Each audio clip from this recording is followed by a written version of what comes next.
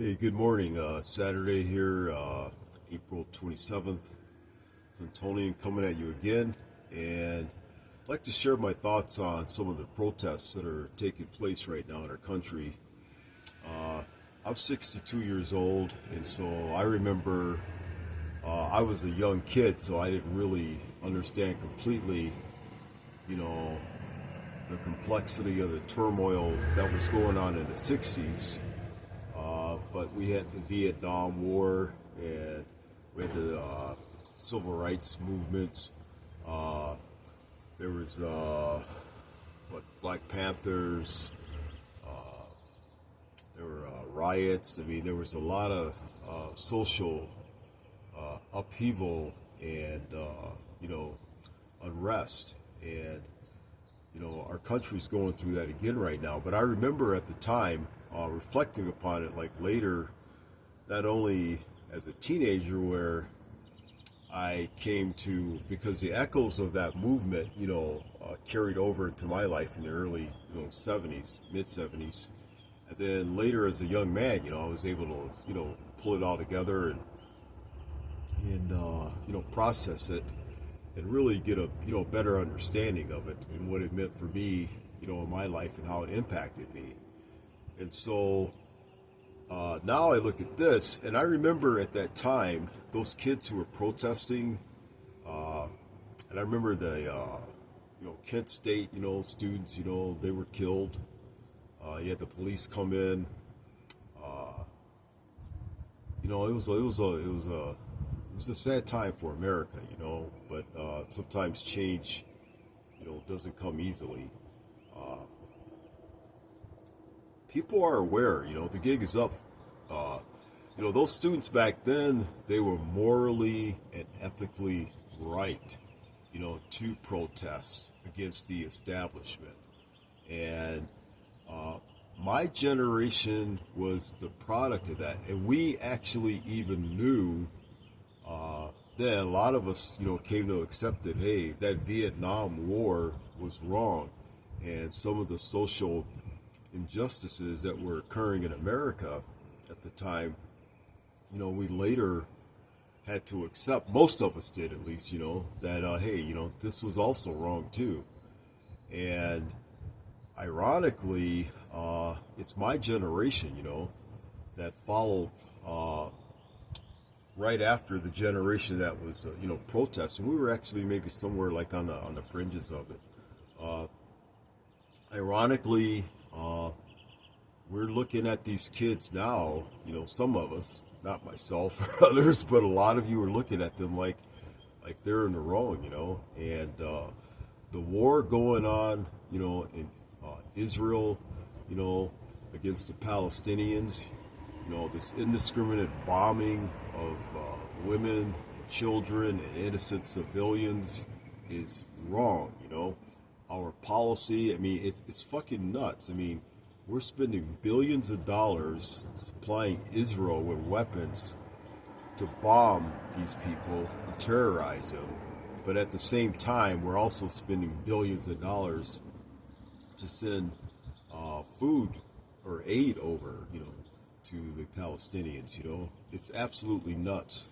A lot of you, some of you, excuse me, at least, you may think that, I'm anti-Trump.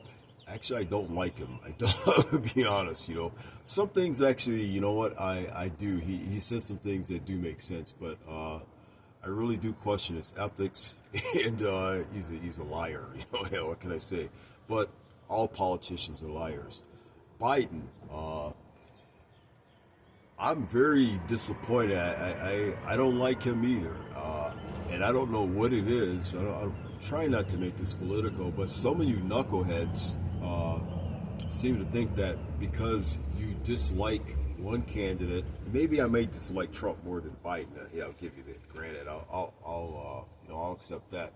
But that doesn't mean that I like someone like Biden either. And there are a lot of us in this country. We are upset with our political leadership. This country, though, these, like I said, getting back on point here, these kids that are protesting,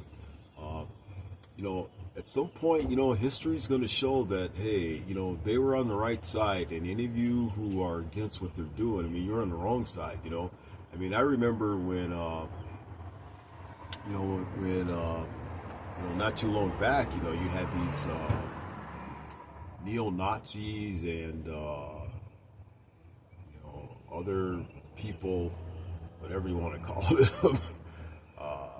Wasn't happy about it, but it's their right to protest, and they marched. Some of them were met with some violent opposition, though, too. But these kids are exercising their right, I'm going to, let me wind this down, but really think about it. We are, we're supporting an apartheid government or state, which is Israel. And historically, you look at it, I mean, those people, the Palestinians, have been there for thousands of years, These Europeans that are there, these colonizers, I mean, these people have no ancestral claim to this land. They were sent there or delivered there as refugees. No one in Europe wanted them, and these people were gracious enough to take them in. And then now you have